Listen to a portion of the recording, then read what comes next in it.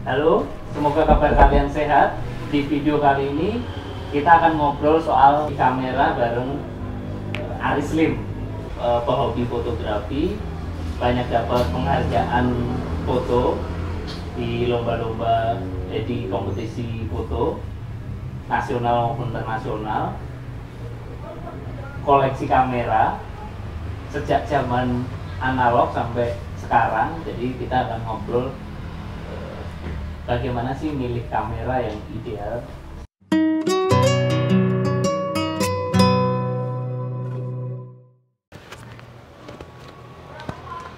Terima kasih Mas Sofan atas kesempatannya. Sepertinya sekarang eranya mirrorless ya, karena DSLR udah mulai berkurang peminatnya kan. Perbedaan yang paling mencolok dari DSLR dan mirrorless itu ketahanan baterai biasanya. Jadi kalau DSLR itu lebih hemat energi karena semuanya masih optik, jadi viewfindernya optik. Nah, kita memotret pun tidak menggunakan layar. Tapi kalau mirrorless kan ada LCD-nya dihidupkan, jadi lebih sering dihidupkan, dan viewfindernya pun kadang-kadang elektronik, dia ada LCD di dalam. Jadi baterainya lebih boros. Saya pernah tanya dengan fotografer wedding, kalau sekali berangkat motret dia bawanya bisa 8 baterai. Wah, kalau zaman DSLR dulu paling 2 baterai bisa sehari, ya nggak usah pakai dicas segala. Sekarang misalnya saya baru mau mulai motret, saya lebih bijaksana beli DSLR atau beli mirrorless? Ya tergantung, kalau ada dananya ya beli yang paling mahal, karena fasilitasnya kan pasti lebih komplit. Oke, kalau sama-sama di level puncak, beli yang mirrorless atau DSLR? Kalau saya masih suka DSLR karena baterainya ngirit, lebih tahan banting, jadi lebih mungkin kalau kayak frame per second segala kita jarang pakai, kecuali jurnalis ya. Kalau kita foto-foto hobi atau manten atau foto dokumentasi kan nggak perlu frame per secondnya sampai tinggi sekali. Kalau dibilang berat, mungkin bodinya sendiri itu lebih ringan body yang mirrorless, tapi lensanya sama juga. Yang lensa pro yang dari mirrorless juga besar-besar dan berat juga. Berat mana lensanya dengan DSLR? Selisih sedikit. Apa aja yang dipertimbangkan? Kan ada pilihan merek. Kalau menurut saya pertimbangan yang paling pertama itu komunitas. Kita komunitasnya itu pakai apa? Kalau kita komunitasnya semua pakai Sony namanya, kita beli Nikon sendiri repot nanti. Oh. Di lokasi baterainya habis nggak bisa pinjem, lensa kurang lebar nggak bisa pinjem, ketinggalan apanya kita nggak bisa motret nanti. Jadi kalau komunitas pakainya semuanya Sony semua, ya kita beli Sony aja.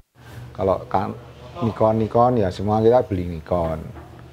Nah kalau idealnya ya kita kan bisa lihat browsing di sana fasilitasnya seperti apa, harganya cocok atau enggak. Oke, jadi ini menarik ya, ternyata keputusan pembelian itu juga melihat merek apa yang digunakan dipakai oleh komunitas ya. Kalau menurut saya seperti itu, karena bisa saling membantu. Oke, jadi ya, bukan sekedar ikut-ikutan, tapi alasan kepraktisan ya. Ya, kepraktisan kalau itu. Kamera itu kan punya resolusi, punya kecepatan. Nah, kalau sekarang dengan teknologi kamera yang sekarang, itu spek minimum apa yang mesti dipunya sehingga masih tetap oke untuk dipakai 5 tahun ke depan? Ya, kita jangan beli yang terlalu lamban. Jadi kalau entry level segala itu kan biasanya lamban. Untuk baca tulis di memory card, outputnya juga mungkin kurang cepat. Keputusan yang kedua mungkin besaran sensor. Ya. Ya. Ukuran berapa nih mestinya? Kalau menurut saya ya minimal APS, APS-C atau APS-H yang APS minimal itu. Kalau terlalu kecil nanti juga pengaruh ke noise, pengaruh ke pembesaran, pengaruh ke macam-macam. Kalau di listrik itu kan ada rugi-rugi hambatan, tembaganya seperti apa. Nah kalau yang sensor kecil, kalau untuk long exposure biasanya dia lebih panas, nanti noise-nya lebih tinggi dibanding dengan yang sensornya lebih besar. Jadi sama-sama kecepatan, sama-sama diaframanya berapa, tapi kalau sensor lebih besar biasanya noise-nya lebih baik. Tohlim mau beli kamera di atas 100 juta, belinya apa? Nikon yang flagship atau Leica? Kenapa pilihannya Nikon atau Leica? Ya karena memang saya lebih suka karakter warna dan kualitas dari kedua kamera itu. Kualitas barang. Jadi ketahanannya Nikon tuh dari dulu saya jarang sekali rusak. Kalau dari sisi ini optis lensanya? Optisnya yang paling baik menurut saya Leica. Tapi kenapa ada pilihan Nikon? Kenapa nggak langsung Leica? Yang pertama harga, tapi tadi tidak termasuk ya harga ya. yang kedua kelengkapan fasilitas.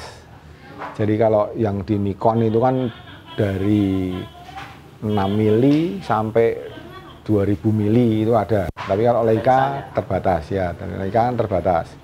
Kekomplitan aksesorisnya itu lebih komplit di Nikon.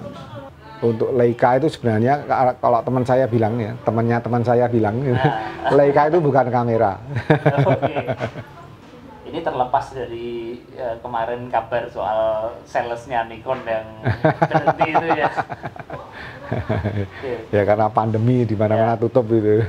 Kalau untuk seneng-seneng, untuk kepuasan saya baca.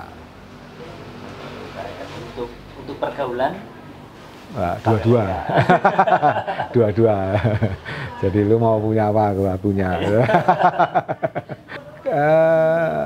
Sebenarnya kamera compact itu juga menarik untuk dipakai untuk dipakai memotret. Jadi tapi ya compact yang premium. Jadi kalau untuk street itu ya Fuji X100 itu atau Ricoh GR berapa itu, GR3, GR berapa itu. Atau kalau Nikon ya Coolpix A, dia sensornya APS-C. Jadi sensornya besar, lensanya fix artinya nggak zoom. Itu kualitasnya biasanya bagus.